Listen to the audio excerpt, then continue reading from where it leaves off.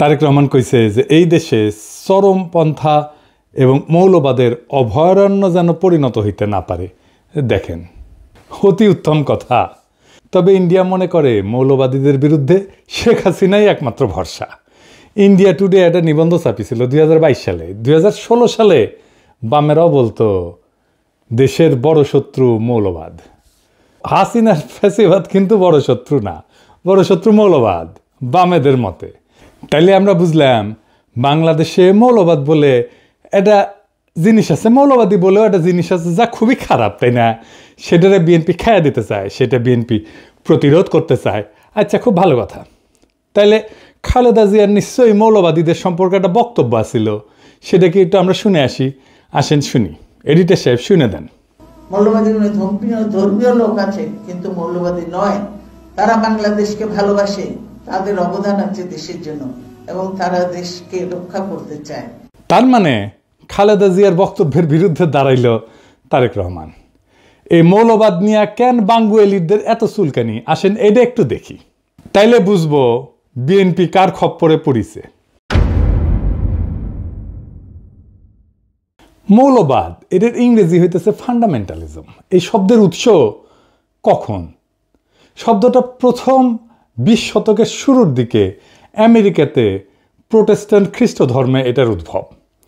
1910 থেকে 1915 সালে এই প্রোটেস্ট্যান্ট খ্রিস্টানরা একটা সিরিজ পুস্তিকা প্রকাশ করে, দ্য ফান্ডামেন্টালস নাম দিয়ে, যেখানে বলা হয় বাইবেলকে আক্ষরিক অর্থে মানিতেই হইবে, আক্ষরিকভাবে মেনে মেনে চলতে হবে। তখন খ্রিস্টান জগতে ফান্ডামেন্টালিস্ট মানে ছিল সেই সব খ্রিস্টানেরা যারা বাইবেলকে অক্ষরে অক্ষরে অনুসরণ করত, বা বলতে পারেন রক্ষণশীল খ্রিস্টানেরা। অর্থাৎ শব্দটার জন্মই হয়েছে খ্রিস্ট ধর্মে, ইসলামে না। কিন্তু এটা এখন ইসলাম বুঝাইতে কেন ব্যবহার করা হয়? পশ্চিমা দুনিয়ার শব্দটার রূপান্তর কেমনে হইল?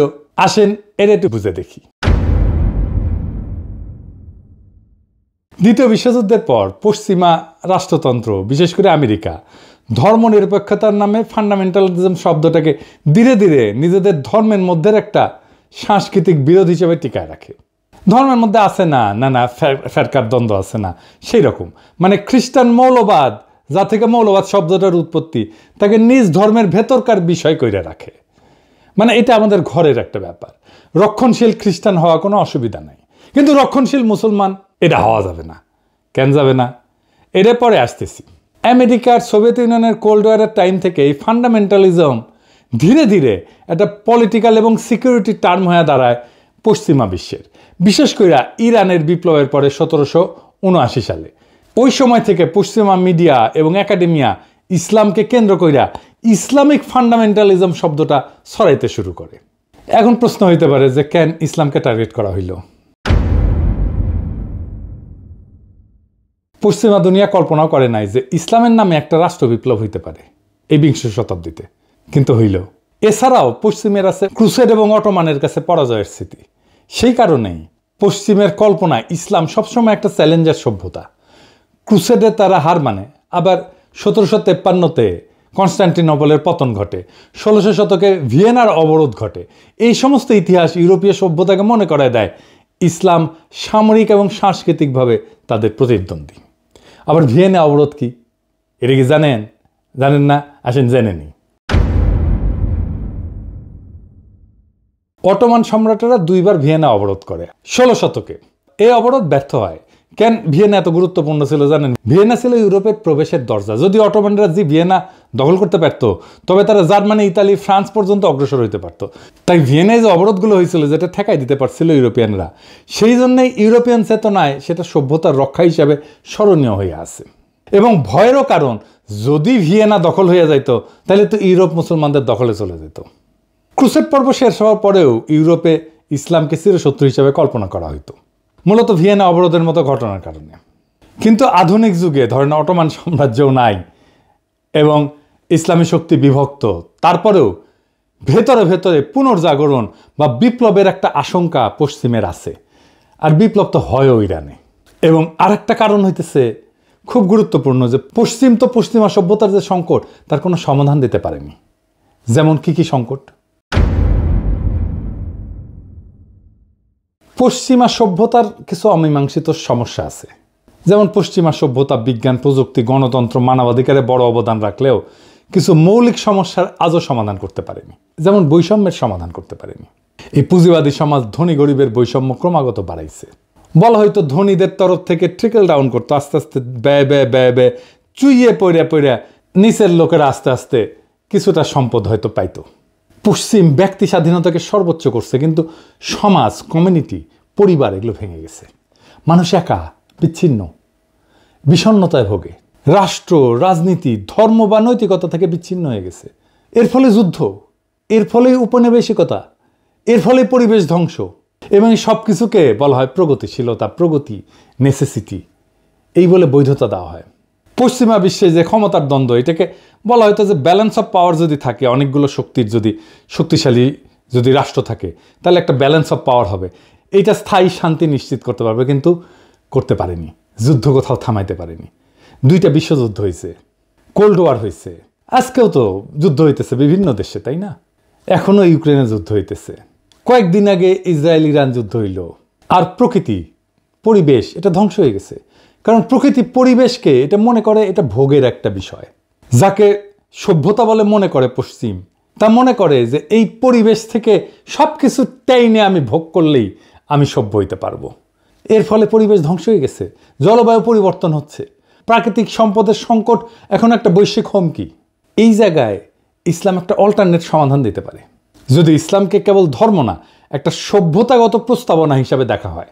তবে কিছু জায়গায় তো কিন্তু বিকল্প দেয়, যেমন অর্থনীতিতে এটা একটা ন্যায়সঙ্গত বন্টনের একটা ব্যবস্থা দেয়, প্রস্তাবনা দেয়, এমন একটা ব্যবস্থা দাঁড় করায় যেখানে সম্পদ এক জায়গায় জমে থাকতে পারে না, এটা ঘুরতে বাধ্য হয়।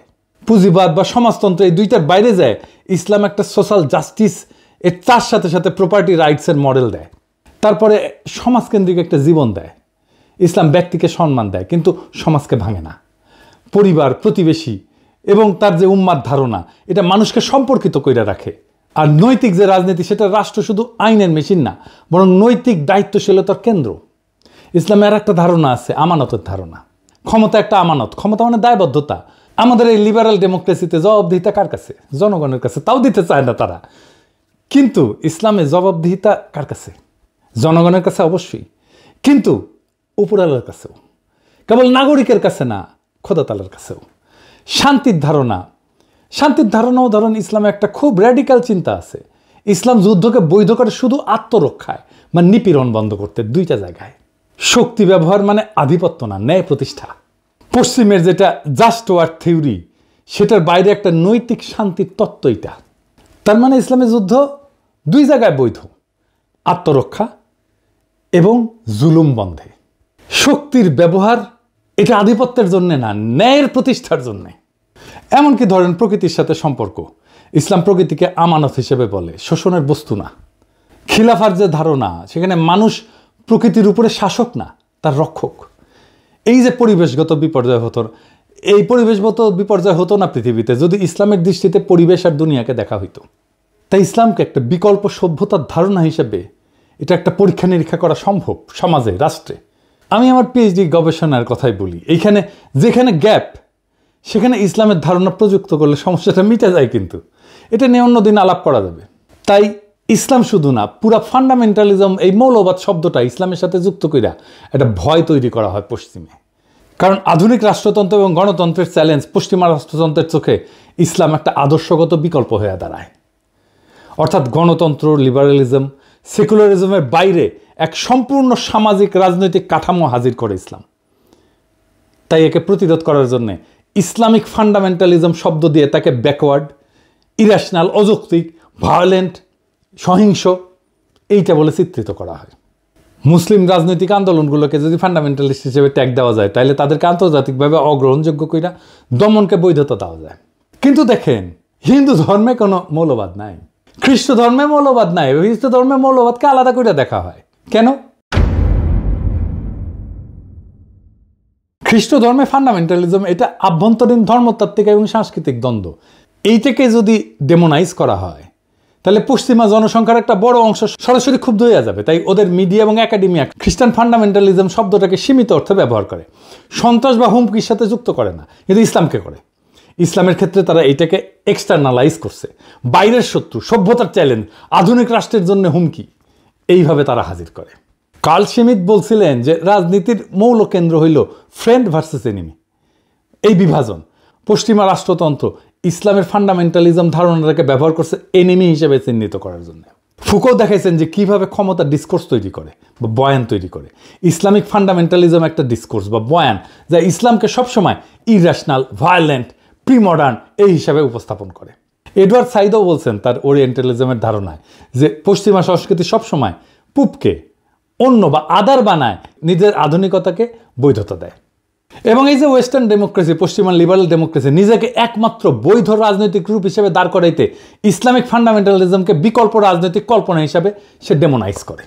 ফলে আন্তর্জাতিক আইন, সিকিউরিটি, নীতি, এমনকি গবেষণাতেও ইসলামী আন্দোলনকে প্রায় ফান্ডামেন্টালিস্ট থ্রেট হিসাবে বলা হয়। যদিও একই ধরনের ইহুদি বা খ্রিস্টান চরমপন্থাকে সেটা বলা হয় না, হিন্দু চরমপন্থাকে তো বলা হয়ই না। দেখতেছেন তো, যা যা একটা ইসলামী সমাজকে আলাদা মিনিং দিছে সেটাকে আক্রমণ করা হয়েছে পশ্চিম থেকে। নিজের কালচারকে, নিজের প্র্যাকটিসকে ঘৃণা করতে শেখানো হয়েছে। আফগানিস্তানে বোরখা পরা ছিল ফ্যাশন, এটা অভিজাততন্ত্রের প্রতীক। যেই নারী বোরখা পরবে তাকে ধরে না হয়তো সে ধনী এবং সে কোনো কাজ করবে না, সে অভিজাত, তার কাজ করার দরকার নাই, তাকে অন্যভাবে সম্মান করা হইতো।